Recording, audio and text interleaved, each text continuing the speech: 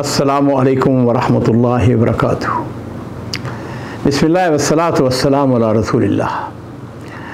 मुअज़्ज़ज़ नाज़रीन किराम, चंद दिन हुए मैंने एक अजीब व गरीब किस्सा सुना, और जब से ये मैंने किस्सा सुना है गौर करता हूँ तो मुझे बड़ा ताज्जुब होता है। मौजूदा दौर में भी इस किस्म की ख़वातीन पाई जाती हैं। नाज़रीन इकराम, ये किस्सा है एक अजीम माँ का जिसका नाम नूरा बिनते मोहम्मद बिन अब्दुल्ला अश-शहरानी है। इस किस्म की सिफ्त रखने वाली औरत को हम ये कह सकते हैं इमरातुन बिअल्फ रजुल, यानी ये अकेली औरत 1000 मर्द के बराबर है। मंतिका असीर जो है ना, ये सऊदी अरब के जनूब में वाक़या है और मुझे वहाँ पर बहुत दफ़ा जाने का इत्तेफाक हुआ है। वहाँ सड़क के किनारे छोटे छोटे गाँव हैं। अच्छा जी, हुआ यूँ कि एक गांव में दो हमसाए घराने मुद्दों से चले आ रहे हैं, जिस तरह हमारे इलाके में होता है कि भाई यानी हम ये कह सकते हैं बाज़ का सदियों से घराने इकट्ठे, एक घर दूसरा घर, और उसका ताल्लुक़ मुख्तलिफ़ कबीले से मुख्तलिफ़ यानी ख़ानदानों से होता है। एक फैमिली का ताल्लुक़ जो है वो शहरानी कबीले से था और दूसरा इससे बिल्कुल मुख्तलिफ़ कबीला। दो घर जो है आपस में जुड़े हुए थे। नूरा बिनते मोहम्मद अब्दुल्ला, इसके 4 बच्चे थे। एक का नाम मनाही, दूसरे का अब्दुल्ला, तीसरे का नाम अली और चौथा मोहम्मद। और इसी तरह उनके हमसाए में जो खातून थी उसका नाम था उम्मे रजा। उसके 3 बच्चे थे, एक बच्चा तो रजा था, दूसरा मोहम्मद और तीसरा जो है वो बंदर। ये एक अजीब इत्तेफाक है कि दोनों के खामद फौत हो चुके थे। ये बच्चे जो हमसाए थे इनका बचपन आपस में इकट्ठा गुजरा, एक ही स्कूल, एक ही मस्जिद, एक ही माहौल, एक दूसरे के घरों में आना जाना। बच्चे जो है वो देखते देखते बड़े हो गए। अब उनमें से बाज़ की उम्रें जो है 20 साल से ज़्यादा हो गई, बाज़ की शादियां होती चली गई, आपस में मसाली तल्लुकात। लेकिन सुभान अल्लाह, 13 दिसंबर 2019, यानी इस बात को आप समझ लें कि 4 साल का अरसा गुजरा है। जुमे का दिन था। उनके गांव के बाहर एक कुआं था और वहाँ से जो है अपने बकरियों के लिए, जानवरों के लिए पानी निकालते थे। नूरा का एक बेटा अब्दुल्ला असर की नमाज के बाद वो कुएं से पानी निकाल रहा था कि उसका हमसाया मोहम्मद आ गया। दोनों के आपस में बहस शुरू हो गई। पहले किसी बात पर इख्तलाफ हुआ, बात बढ़ती चली गई। पहले बातें आहिस्ता आहिस्ता, आवाज़ें आहिस्ता आहिस्ता थीं, फिर बुलंद होती चली गई, गाली गलोच। और फिर नाज़रीन किराम, शैतान ने अपना काम कर दिखाया। बात आगे बढ़ गई। मोहम्मद के पास पिस्तौल था, वो इश्तिहार में आ गया। उसने पिस्तौल निकाला और अब्दुल्ला पर फायर कर दिया। और फिर क्या था, इसको चंद मिनट नहीं चंद सेकंड वाली बात ही थी ना। अब्दुल्ला के जिस्म से खून का फुवारा उबलने लगा। खून के कुछ छींटे मोहम्मद के कपड़ों पर भी पड़े और देखते ही देखते अब्दुल्ला का जिस्म ठंडा हो गया। इंतहाई खूबसूरत कड़ियल नौजवान अगले जहान पहुंच चुका। और यहां मैं आपको एक बात बताऊं नाज़रीन किराम, कि जिस वक्त हादसा हो जाता है ना, कत्ल हो जाए, फिर आदमी को होश आता है। मोहम्मद ने जब अपने हमसाए की लाश को देखा, उसे अंदाजा हो गया कि मैंने कितना गलत काम किया है। अब वो शर्मिंदा है, पछता रहा है, मैंने यह क्या कर दिया। अपने घर में आया। मगरिब का वक्त होने में थोड़ा वक्त अभी बाकी था। उसने अपनी बीवी, अपनी वालिदा, उनको एतमाद में लिया, उनको बताया कि मैंने ये काम कर दिया है। और फिर वो अपनी वालिदा, बीवी और 2 छोटे बच्चों समेत अब्दुल्ला के घर पहुंच जाता है। नूरा उम्मे मनाही, उस मकतूल की वालिदा, अपने घर के काम काज में मसरूफ थी। उसे क्या मालूम था कि उसके ऊपर क्या मुसीबत टूट पड़ी है। उसने अपने हमसायों को देखा, मोहम्मद के हाथ में पिस्तौल, कपड़ों पर खून के छींटे पड़े हुए हैं। अल्लाह अकबर। उसने कहा, उम्मे मनाही, मैंने तुम्हारे बेटे अब्दुल्ला को कत्ल कर दिया है। अब या तो मुझे पनाह दो, माफ कर दो, या ये पिस्तौल पकड़ो और मुझे कत्ल करके अपने बेटे का बदला ले लो। उम्मे मनाही ने जब सुना उसके बेटे अब्दुल्ला को कत्ल कर दिया गया है, उसकी ज़बान से निकला ला हौला वला कुव्वता इल्ला बिल्लाह, ला हौला वला कुव्वता इल्ला बिल्लाह, इन्ना लिल्लाहि व इन्ना इलैहि राजिऊन, इन्ना लिल्लाहि व इन्ना इलैहि राजिऊन। तूने मेरे बेटे को कत्ल कर दिया है। और फिर उसने अपने होश हवास के ऊपर काबू पाते हुए कहा, अबशिर व अना नूर लक़द अजरतुक। कहने लगी, जाओ मैं नूरा हूं, मैंने तुमको पनाह दी, तुमको माफ कर दिया। आप अंदाजा करें कितनी अजीम औरत थी। उसके साथ ही उसने अपने बेटों को फोन करके हादसे की इतला देना शुरू कर दी। उसका सबसे बड़ा बेटा मनाही कहने लगा, अम्मा मैं अभी आता हूं और मोहम्मद को जो कातिल है मेरे भाई का, उससे बदला लेता हूं। अब देखिए यहां पे उम्मे मनाही नूरा, उसने क्या किया, उसने अपने घर का एक दरवाजा खोला और कहने लगी मोहम्मद और उसकी फैमिली को, कहने लगी जल्दी से इसमें अंदर दाखिल हो जाओ। जब वो अंदर दाखिल हुए तो उसने बाहर से ताला लगा दिया, इसलिए उसको डर था कहीं उसके बेटे आ गए, इश्तिहाल में होंगे, इनको कहीं कत्ल ना कर दें। कत्ल कोई आम बात नहीं होती है, और ख़ास तौर पर सऊदी अरब जैसे मुल्क के अंदर। पुलिस का केस था, पुलिस को इतला मिली, फौरन मौके पर पहुंच गई और मोहम्मद को गिरफ्तार कर लिया।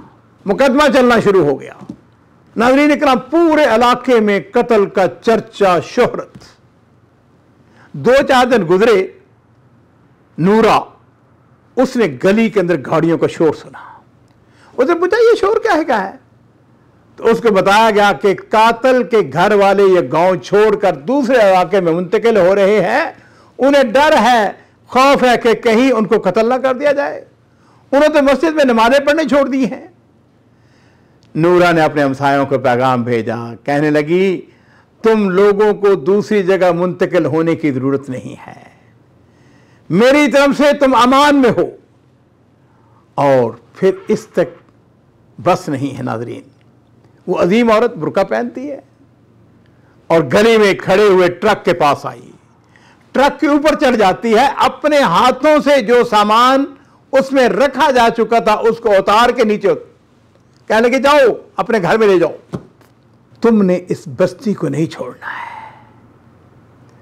नाज़रीन इकराम, मैं इस वाक़े को आगे बढ़ाने से पहले सूरह शूरा की आयत नंबर 40 मेरे सामने है।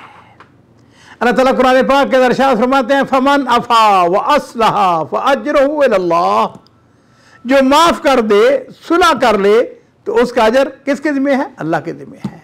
अल्लाह ही अजर देने वाला है।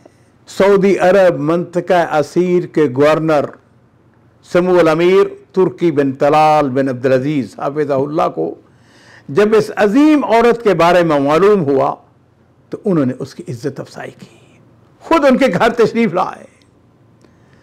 इधर अदालत के अंदर मुकदमा चल रहा है, यह कत्ल अमद था, मुजरम ने इकरार भी कर लिया, फिर भी ज़ाब्ता की कार्रवाई तो ज़रूरी होती है ना, जुर्म साबित हो गया था। अदालत ने मोहम्मद को कत्ल की सज़ा सुना दी। बड़े लोगों की बड़ी बात है। नूरा को देखें, बिलाशुबा ये 1000 मर्द के बराबर औरत। ईद उल फितर आ गई।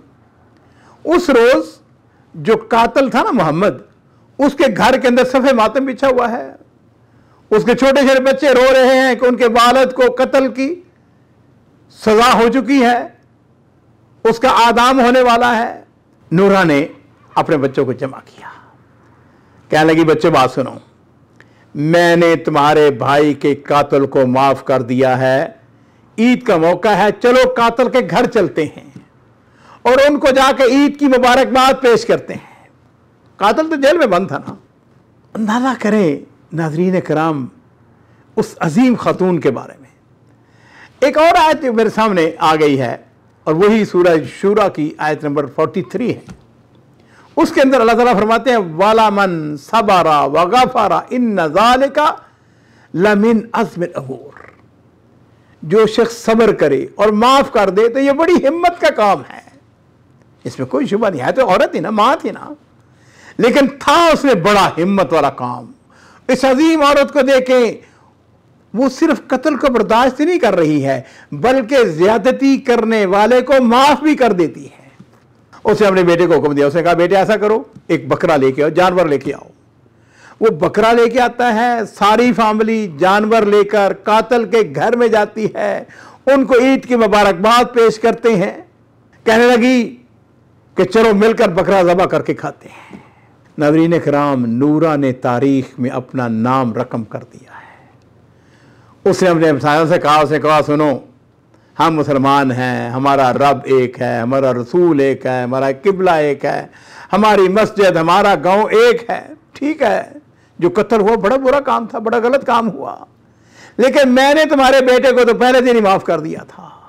और नाज़रीन इकराम, मेरे माँ बाप कुर्बान हो, नबी करीम सल्लल्लाहु अलैहि वसल्लम ने फरमाया था कि पहलवान वो नहीं जो मुकाबले में दूसरे को पछाड़ दे, बल्कि पहलवान वो है जो गुस्से के वक़्त अपने आप को कंट्रोल और ज़ब्त में रखे।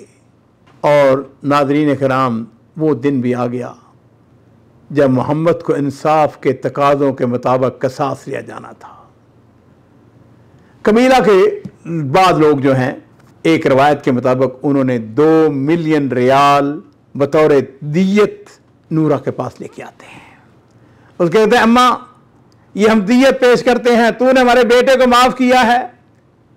हालांकि उसकी माली हालत अच्छी नहीं थी, लेकिन इस अजीम खातून ने ये कहते हुए इनकार कर दिया। कहने लगी, मैंने कातिल को लेवज हिल्ला माफ़ किया है।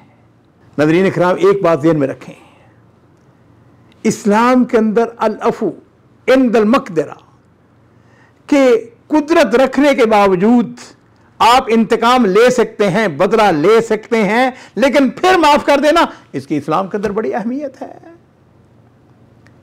हज़रत यूसुफ अलैहिस्सलाम ने अपने भाइयों को, जिन्हें उन्होंने भाइयों ने कुएं में डाला था ना, माफ कर दिया था। आप हक में वक्त थे, बदला ले सकते थे, लेकिन आपने क्या फरमाया, ला तसरीब अलैकुमुल यौम, जाओ आज तुम्हारे ऊपर कोई मलामत नहीं है। और इसी तरह सैयद वुल्द आदम, हमारे प्यारे रसूल सल्लल्लाहु अलैहि वसल्लम, मेरे माँ बाप कुर्बान हो, उन्होंने कुरैश को फतह मक्का के मौके पर माफ़ कर दिया। वो दिन आ गया जब कसास की तनफीज होना थी, और ये दिन जो है ना, ये बड़ा कबाइल के अंदर अहम होता है। बेशुमार लोग जो हैं वो खुली जगह पर इकट्ठे हो गए। मुजरम को पुलिस की बंद गाड़ी के अंदर लाया जाता है, उसको स्याह टोपी पहनाई जाती है। कादी जो है ना, गवाहों के सामने, मकतूल के वरसा के सामने, आम लोगों के सामने मुकदमा का खुलासा पेश करता है, अदालत का फैसला सुनाया जाता है।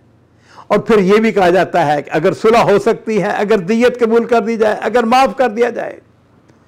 और ये सारे मामलात तय होने के बाद अगर सुलह नहीं होती है, माफ़ीनामा नहीं होता है, वो माफ़ नहीं करते हैं, तो फिर जल्लाद जो है वो तलवार को म्यान से बाहर निकालता है और फिर शरअ मोहम्मदी की तनफीज हो जाती है। उस लोग भी मैदान कसास के अंदर लोग जमा हैं, काजी ने फैसला सुनाया और उसके साथ ही मकतूल का बड़ा भाई मनाही आगे बढ़ता है और बुलंद आवाज में सदा लगाता है, कहता है, लोगों गवाह रहना, हमने मुजरम को लेवज हिल्ला माफ कर दिया है। उसने जैसे ऐलान किया, लोग हाज़रीन मजलिस जो हैं वो अल्लाहु अकबर के नारे बुलंद करते हैं। लोगों ने इस अजीम खातून नूरा को शेखतुल अफ़्व वल तसामे का नाम दिया। शुआरा ने अशआर लिखे और ये खातून अपने इलाके में उफ़्व व करम की, माफ़ करने की एक मिसाल बन जाती है। और नाज़रीन इकराम, एक और ख़ानदान ने भी इसके नक्शे कदम पर चलते हुए अपने बेटे के कातिल को माफ़ कर दिया।